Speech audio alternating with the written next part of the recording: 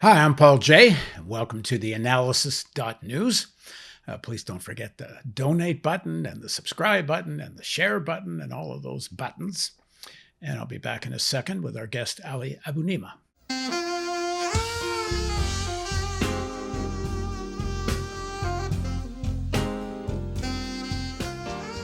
In 2018, Carolyn Glick wrote a column in the Jerusalem Post titled "Mowing the Lawn in Gaza." Glick served as Assistant Foreign Policy Advisor to Prime Minister Benjamin Netanyahu from 1997 to 1998. She writes for Israel Hayom, Breitbart News, the Jerusalem Post, and Marev.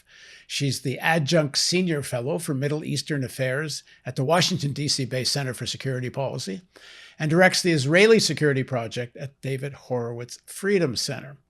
She was also the deputy managing editor of the Jerusalem Post. She served as a senior columnist and senior contributing editor until 2019. In 2019, she was a candidate for the Israeli Knesset.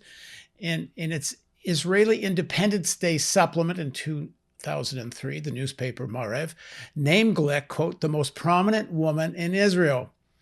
So why do I give her whole bio here? Well, she's not just some random writer here. She's a serious player in this sphere. And here's what she wrote in 2018 when Palestinian youth were at the Israeli-Gaza border demanding their right to return to their homeland and were being indiscriminately shot by Israeli soldiers. Quote, the main strategic takeaway from Gaza and from Judea and Samaria is that there is no solution, military or otherwise, to the Palestinians' never-ending war against the Jewish state.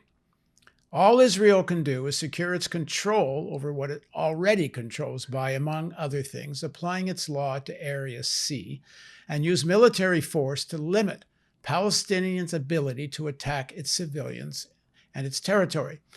The coming days and weeks may and should see a significant escalation in IDF offensive strikes against Hamas targets in Gaza.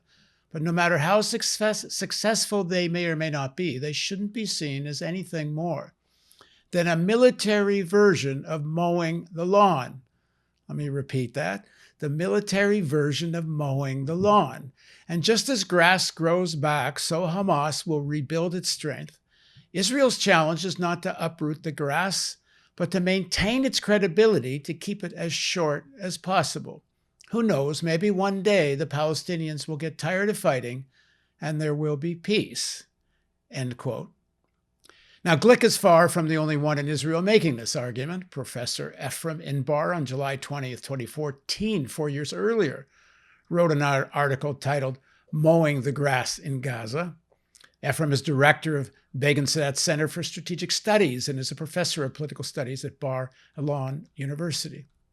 The metaphor equating the killing of Palestinian political leadership and civilians, including children, in periodic military campaigns, comparing that to cutting grass, is now common parlance amongst the Israeli political and military leadership.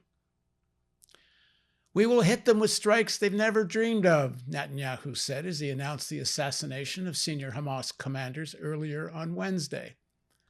Gaza's health ministry reported 53 Palestinians killed in Gaza since Monday, including 14 children, more than 300 injuries. The recent attacks on Gaza are not just the product of a politically desperate Prime Minister Netanyahu, but are a strategic policy of the Israeli state. Western media continues to hide this obvious fact. Now joining us to discuss the recent events in Palestine and within Israel is Ali Abunimah. Ali is a resident of Chicago. He contributes regularly to such publication as the Chicago Tribune and Los Angeles Times. He's also served as vice president on the board of directors of the Arab American Action Network, and he's a fellow at the Palestine Center and is co-founder of the Electronic Intifada, which I urge you to check out. It has tremendous news on Palestine. And he joins us today from Amman, Jordan. Thanks very much for joining us, Ali. Thank you, Paul. So, well, first of all, you're from Chicago. There was a big rally, a protest in Chicago protesting the recent Israeli strikes on Gaza. It was really a remarkable number of people. Maybe you can just mention that a little bit of how that took place, and then let's get into what triggered the most recent events. Well, I wasn't, sadly, I wasn't in Chicago for that, but I did speak to friends there who said that they estimated that there was somewhere from eight to 10,000 people, which is pretty impressive for Chicago during a pandemic as well. So that was really heartening to see that outpouring of solidarity. And there have been, I haven't been able to attend them, but there have also been major protests in Jordan, including around the Israeli embassy in Amman, making the demand, which is pretty much universal in Jordan, to close the embassy, expel the ambassador, and suspend or cancel the Jordan-Israel peace treaty. Well, before we get into that, let's talk about then. So, what triggered the recent events and a whole new attack on Gaza? Well, the most recent events really stem from Israel's escalating ethnic cleansing in Jerusalem. As you'll know, that under the Trump administration, the U.S. Recognized Israel's illegal claim to sovereignty in Jerusalem. Donald Trump said we've taken it off the table. Various Arab regimes, particularly the United Arab Emirates, Bahrain, Morocco, made so-called peace deals with Israel. And Saudi Arabia, although it didn't formally do so, is of course tacitly approving all of this. So you can also say that Saudi Arabia has in effect made peace with Israel. And what that meant is that Israel felt emboldened to push ahead with its ethnic cleansing, its Judaization of Jerusalem, believing that there was no one really to stand against it, and that the Palestinian cause was dead. And I think the Arab regimes that celebrated their marriages to Israel did so over what they thought was the dead body of the Palestinian cause. But instead what happened is that there has been tremendous popular resistance in Jerusalem and indeed across Israel from Palestinian citizens of Israel. Tens of thousands came to Jerusalem to support Palestinians in occupied East Jerusalem, in the neighborhood of Sheikh Jarrah in particular. And this came to a head over the last week or so when Israel carried out a number of armed raids on the Al-Aqsa mosque. You may have seen videos of Israeli soldiers firing tear gas and stun grenades inside the mosque, which is one of the most revered sites for Muslims all over the world.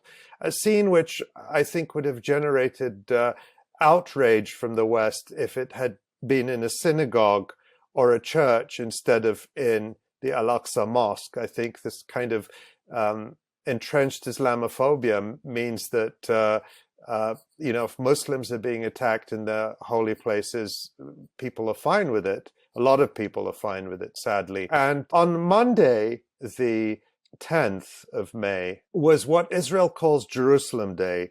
And this is a sort of a fake holiday that Israel, and a pseudo-religious holiday. It's really a nationalistic holiday that celebrates Israel's 1967 occupation of East Jerusalem. And the way it's celebrated, has been celebrated in recent years, is by thousands of Israeli settlers, ultra-nationalists, carrying Israeli flags, forcing their way through the Damascus Gate in the old city of East Jerusalem, through the narrow alleys of the Muslim quarter, chanting slogans like death to the Arabs and Muhammad is dead, and attacking and insulting Palestinians in occupied East Jerusalem, and also making incursions into the Al-Aqsa mosque compound. And this is something that's happened year after year. We've reported on it at the Electronic Intifada. We have, horrific videos of this. And, an analogy that people often make to it, which I think is a fair one, is the Orange Marches, which used to take place, or still take place, but used to take place with much more violence in Northern Ireland and in Belfast, where these chauvinist, anti-Catholic, loyalist, Protestant groups would march through Catholic nationalist areas, just in order to provoke and insult the people there. But it's more than that. Aren't these kinds of things, and I know people don't like this analogy, but I don't know that it's that far from what the SS used to do in the early days. To terrorize people to leave. I mean, the objective is to get people to get the hell out, to try to force people out. Yeah, it is to terrorize people to leave. And it's in the context of people actually being forced out of their homes. That's the thing, is that people are actually being forced out of their homes, families literally being kicked out of their houses, and settlers, extremist Jewish settlers, taking their places. And it's also in the context where many of the groups that organize these racist parades are affiliated with something called the Temple Movement in Israel, which is an ultranationalist movement, a religious messianic movement that has the open backing of senior Israeli government figures and funding from the Israeli government, whose openly stated goal is the destruction of the Al-Aqsa Mosque and its replacement with the Jewish temple. So that's why the Palestinian fear is not irrational. And I would make another analogy here to the 1990 or 1992 destruction of the Babri Masjid in Ayodhya in India by Hindu nationalists, which set off violence that killed thousands of people and decades of deepened political and sectarian strife in India. Its consequences are still going on today. So that's really the context here, that these things do actually happen if they're allowed to happen.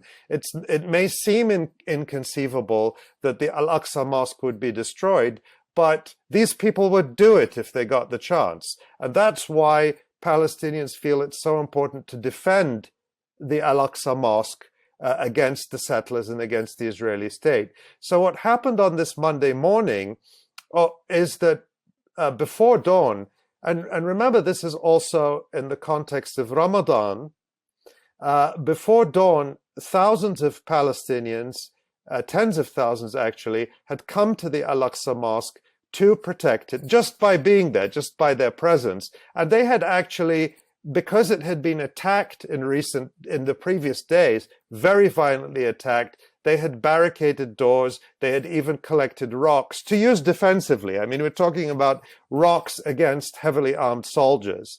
But in any case, what Israel did early Monday morning is a preemptive military raid on the Al-Aqsa Mosque, just attacking people, beating them, beating journalists, beating medics. Hundreds of people were injured, a lot of injuries to the eye with what are called rubber-coated bullets, but they're really steel bullets with a thin coat of plastic on them.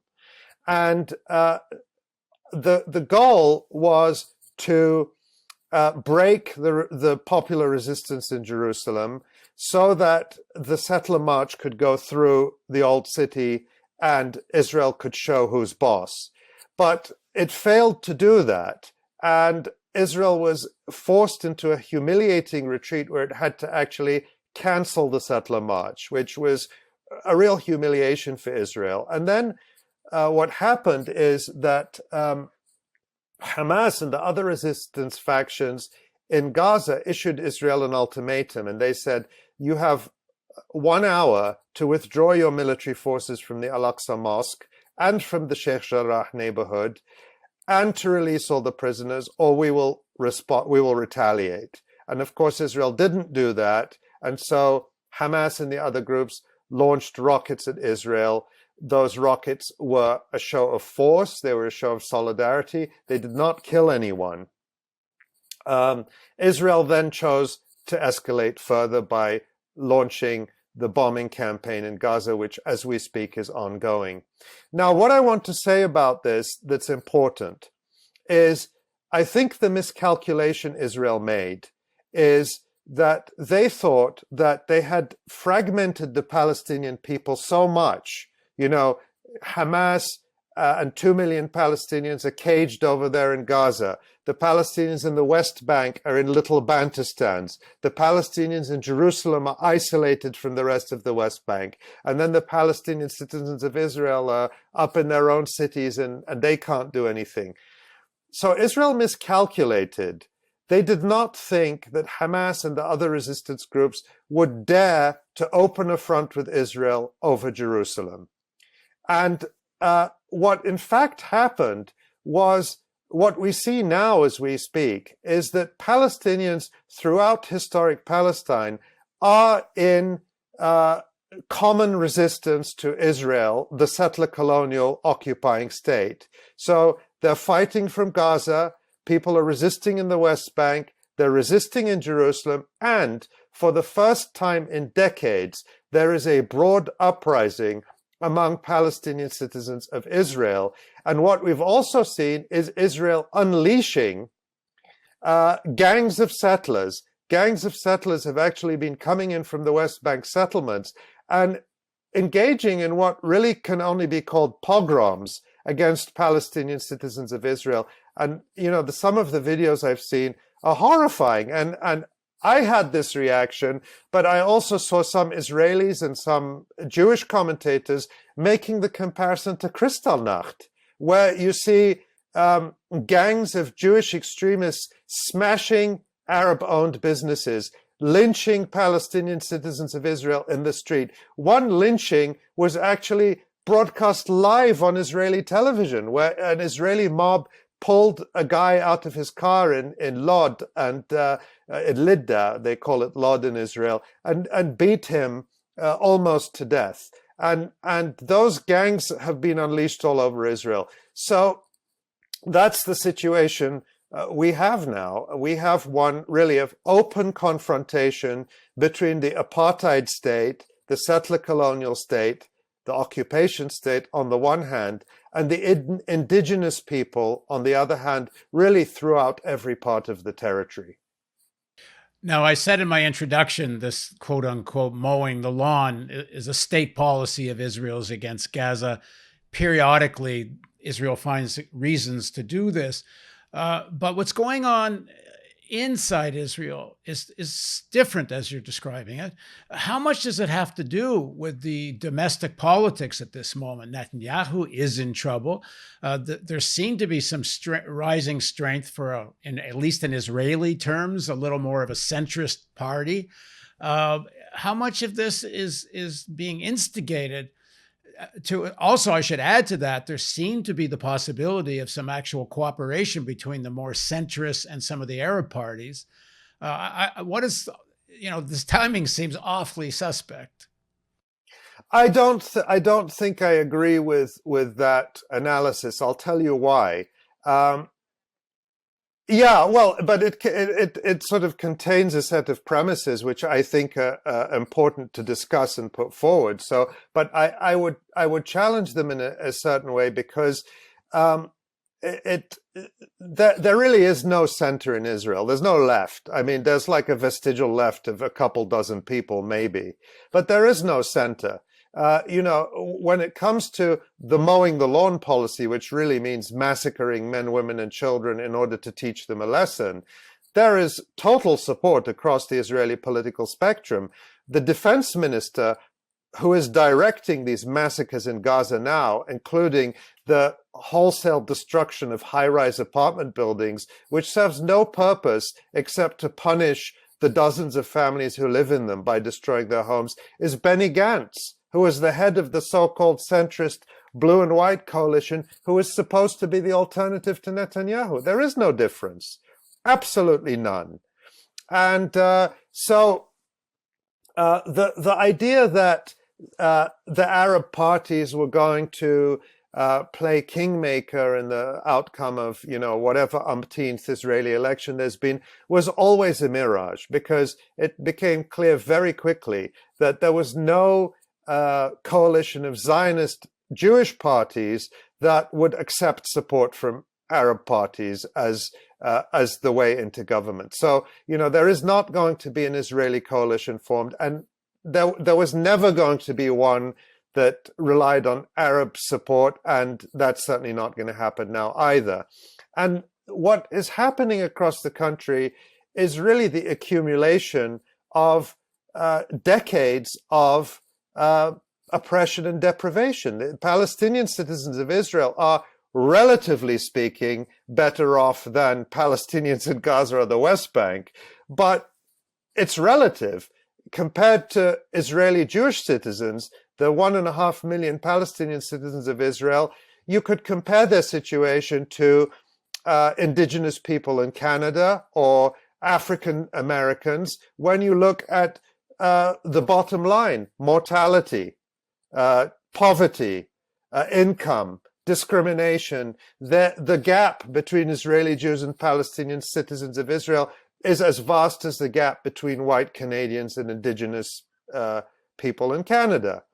So those pressures build up, and we see that, and in a sense, in a perverse way, of course, I would never agree with her repulsive, effectively genocidal ethics, but in a perverse way, Carolyn Glick is right.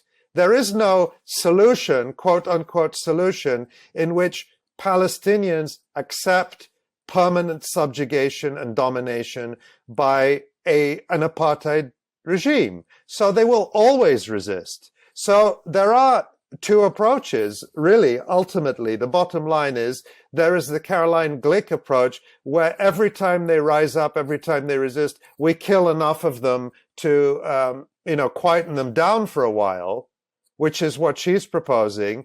Or there's the path of justice, where you actually dismantle a system that is built on discrimination and subjugation and colonization, and replace it with something democratic, something that gives equality to everyone. You could call that the South African solution.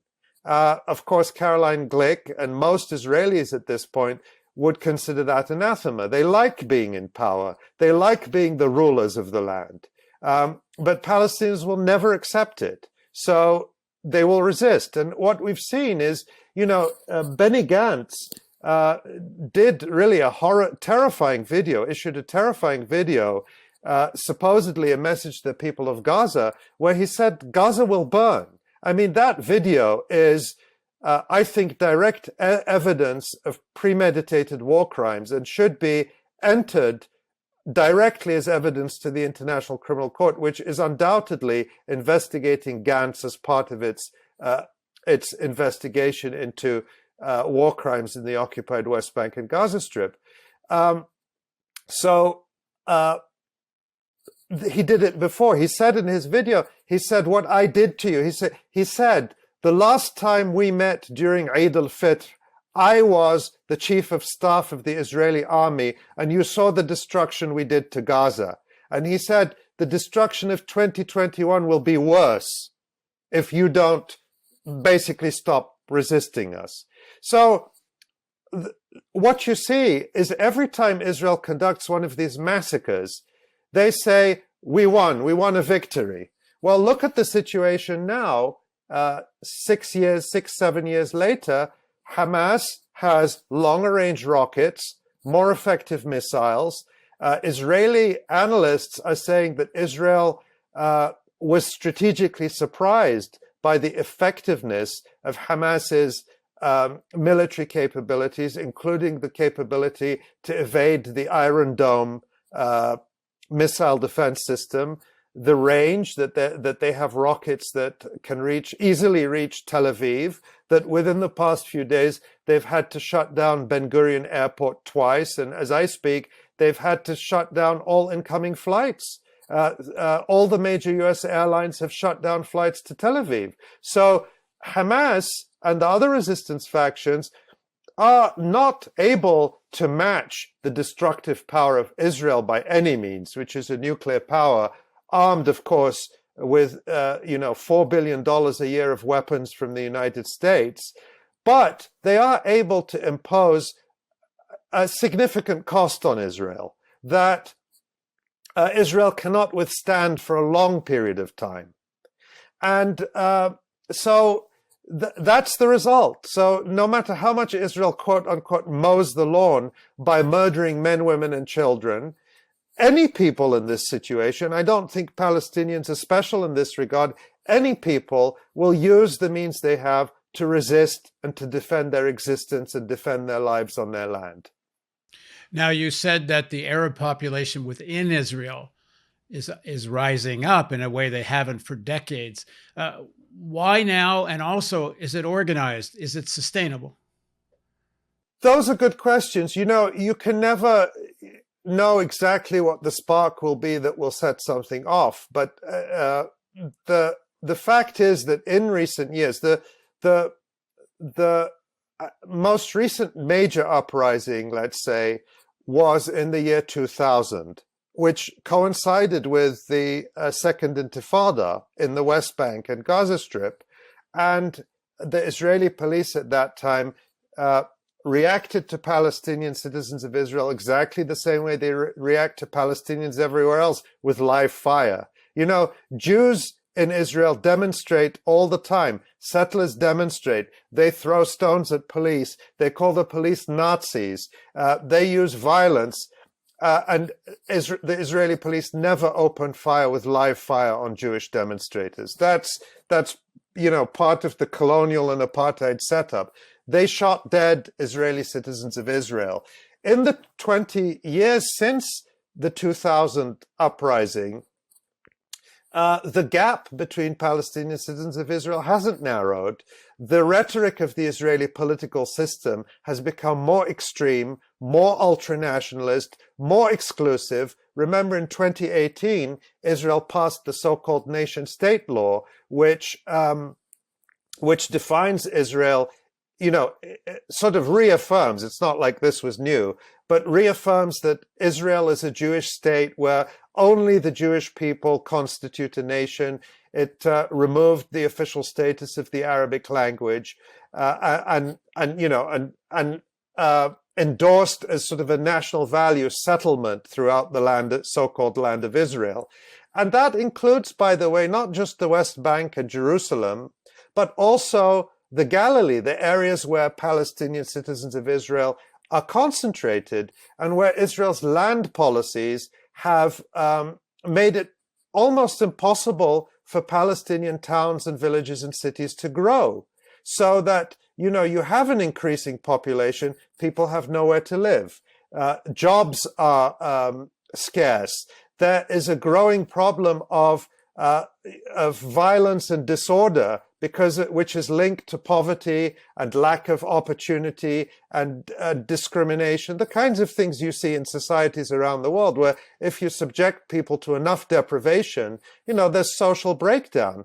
And there have, in the last months and year or two, been a sustained movement among Palestinian citizens of Israel that is sort of separate from, let's say, the national question or the Palestinian question, which has simply been asking for public services, for, public safety that is not, repressive, violent policing, resources to address social crises that are endemic among youth in Palestinian citizens of Israel. And the Israeli state, of course, doesn't respond to that. So you have a situation where people feel there's nothing to lose, and they feel absolutely no identification with this Israeli Zionist state, and they feel more and more affinity and identification with their Palestinian brothers and sisters in the West Bank, in Gaza, and everywhere else in the world. So it's kind of an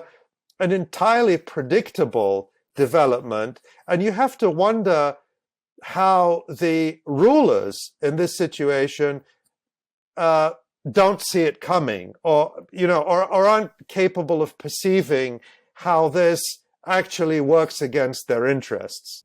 I mean, it's kind of a sleeping giant, the Palestinian population in Israel. Well, yeah, especially. I mean, what's the number again? That's what I want to get to. So, the Israeli policy of control is based on fragmentation. So as long as Israel can keep Palestinians divided geographically and politically, so Israel loves the political division between the West Bank and Gaza. It loves having Palestinian citizens of Israel preoccupied with their own problems and their own issues and their own poverty, which is inflicted on them by the state. Because, it's divide and rule. It's classic divide and rule. Why? Because when you look at the demographics, okay, if we talk about apartheid South Africa, whites were 10% of the population, controlling a 90% black population. It was always clear what that situation was.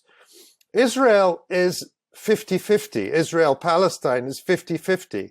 There's about 6 million Jews and 6 million Palestinians, give or take a few 100,000.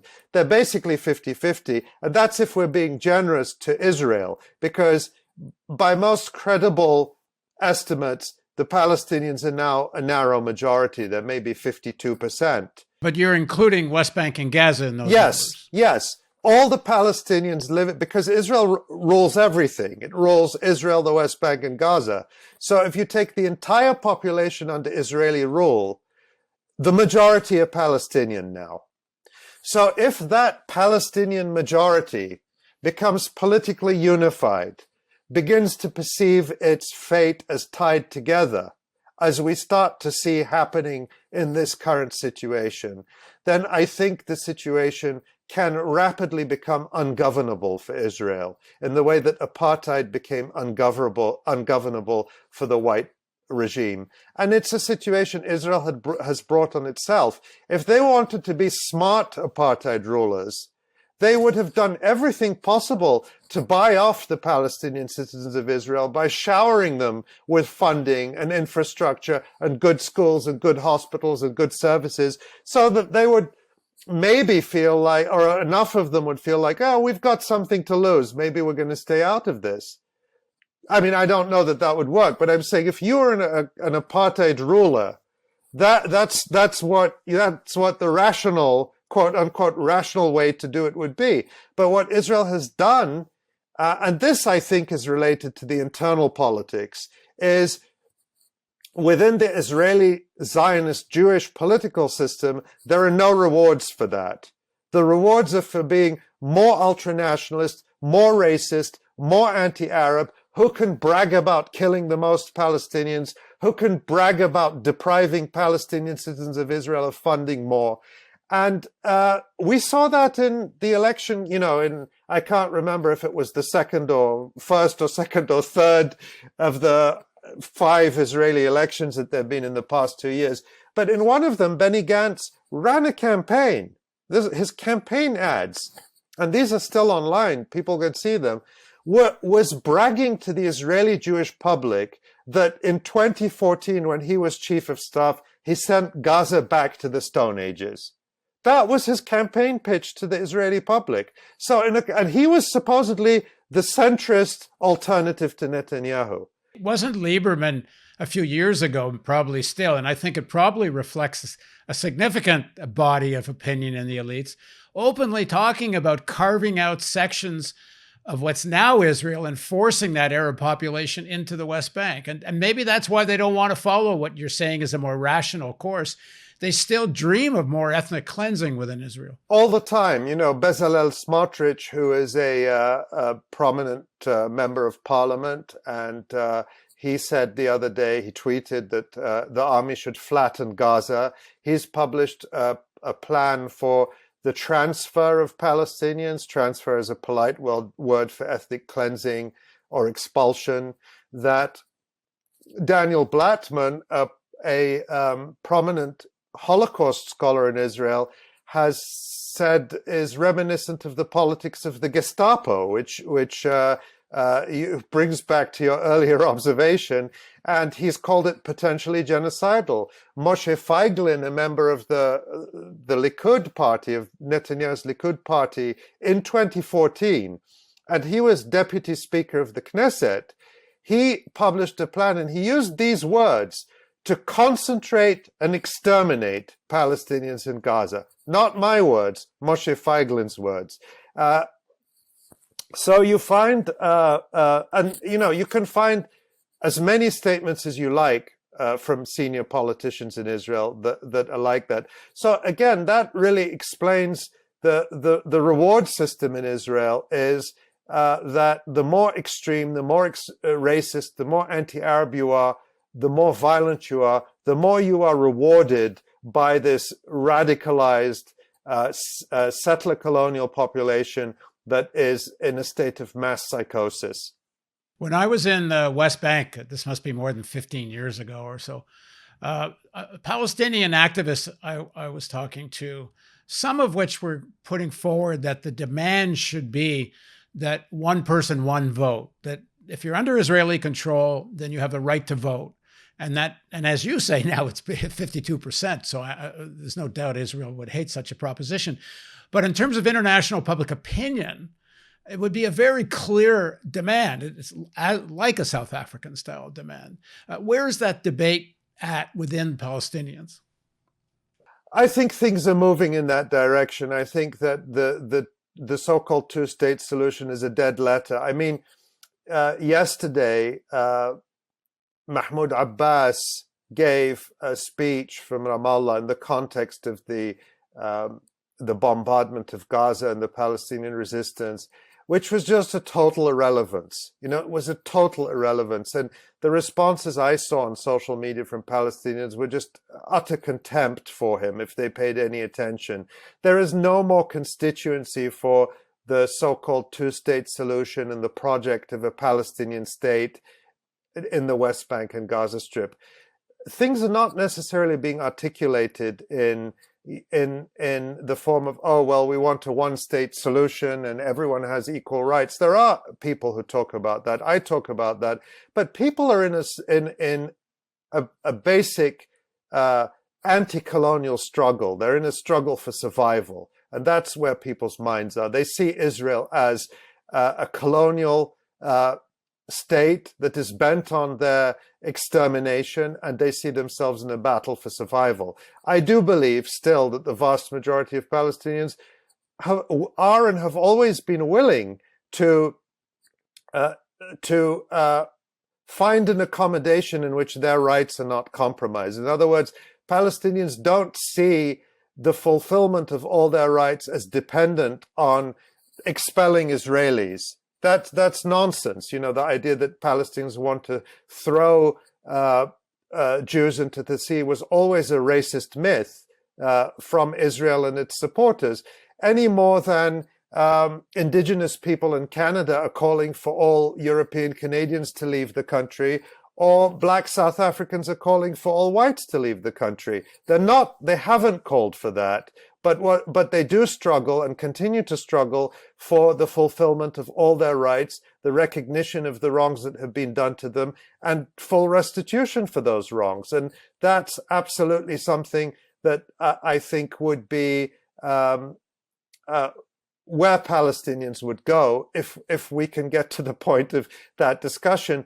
That discussion really will only happen when the balance of power shifts. And what will shift it? Well, certainly an increased military deterrent to Israel's crimes and aggression will help, but also international solidarity in the form of boycott, divestment, and sanctions that begins to isolate Israel and impose a cost.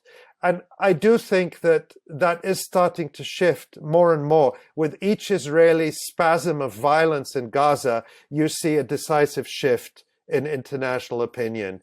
And the holdouts in the so-called international community are the North Americans and the Europeans and the other settler colonies. So it's Canada, the United States, the Europeans, Australia. Those are the hardline pro-Israel supporters. And then we're only talking really about the elites, because at the popular level, even in North America and Europe, you see a dramatic shift in opinion towards support for justice for Palestinians. So, and you should include the majority of ordinary Jews. Poll after poll shows that. Absolutely, and particularly the younger generation. The crisis, so-called crisis that major Zionist groups in North America and Europe see, is that the younger generation of Jews who are really much more inclined to universal values and to justice do not... they either are indifferent to Israel or becoming increasingly hostile to it and rejecting it as any part of their identity and really lining up in solidarity with Palestinians. And that, I think, is an irreversible phenomenon. There is not going to be a new generation of, younger American or Canadian Jews, or really Americans, young Americans or Canadians of any background, who say, yeah, we're going to sign up for settler colonialism and massacring indigenous people. Because, you look at someone like Justin Trudeau, who is such a smooth talker when it comes to indigenous rights in Canada. And he's all apologies and we have to recognize our history. Now, the reality may be different in terms of Canadian government policy, but he talks the talk, right? Well, when it comes to Israel, he's like, I don't know, maybe a Canadian prime minister from the 1940s or 50s talking about indigenous people in Canada. It's 100% support, 100% contempt for Palestinians. But I think ordinary Canadians who begin to understand and accept that Canada is a settler colonial state can then use that framework to understand what's happening in Palestine. And there's no going back. There's no, putting Humpty Dumpty together again, so to speak. So I think that really is an irreversible trend. All right. Thanks very much for joining us, Eli. Thank you, Paul. And I hope we do this again soon. This is just the beginning of the conversation. And thank you for joining us on theAnalysis.news. Don't forget the donate button. Don't forget to go to Electronic Intifada and check out all the reporting there. And thanks for joining us.